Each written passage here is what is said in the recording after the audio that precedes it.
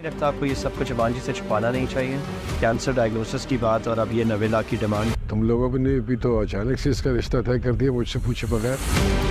शाइस्ता बेगम बानो आपा से नफ़रत में इतना आगे बढ़ चुकी होती है कि उसे अपने बेटे की खुशियां ही नज़र नहीं आती।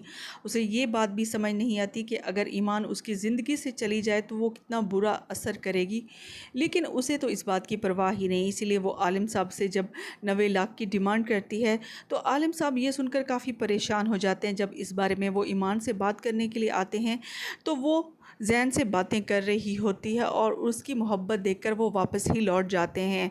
इसीलिए अब वो यही कोशिश करेंगे कि इस डिमांड को पूरा किया जा सके। इस सिलसिले में जब वो सलार से बात करेंगे तो सलार को यही लगेगा कि उसे ये बात बता देनी चाहिए ताकि वो बोझ जो उनके दिल पर हट जाए।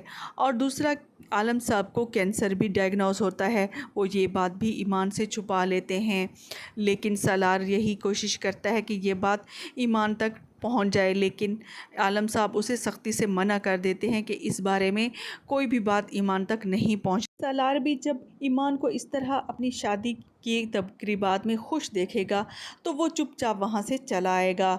दूसरी तरफ जब उसके अपने चचा और चची उसका रिश्ता तय कर देंगे तो उसका बाप जब इस बारे में बात करेगा तो वो इस बात से इनकार कर देंगे कि हमने तो सिर्फ सलार की मर्ज़ी से ही उसका रिश्ता तय किया है। सलार चुपचाप उनका मुंह देखता रह जाएगा, उसे तो समझ ही नहीं आएगी कि ये क्या बात कर रहे हैं। इसीलिए जब शैला बेगम उसे कहेगी कि तुमने 1 महीने तक अपनी ज़बान बंद रखनी है और कोई भी बात लाइक तक नहीं पहुंचनी चाहिए वरना तुम्हारी खैर नहीं होगी, इसीलिए सलार चुपचाप वहाँ से चला जाता है। उसे ये भी पता है कि उसकी ज़ात से वाबस्ता समन की भी खुशियाँ हैं, इसीलिए वो चुपचाप सारी ज़्यादतियाँ बर्दाश्त करता जा रहा है।